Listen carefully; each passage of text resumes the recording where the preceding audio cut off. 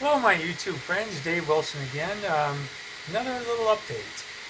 I'm running the break-in program on my OmniaDrop, just modified with parts that Max had sent me. You may notice all the other ones been blue. He made a special one for me because I guess I'm one of his better customers, but he made it in the Prusa orange. And usually he only does this for Prusa mods, but he made this just for me. And I'm really happy and had a little trouble getting it started, but once I ran it through a couple of the cycles by hand to help it out, it just seemed to be running great now. But I just think these are the best direct drive systems out there.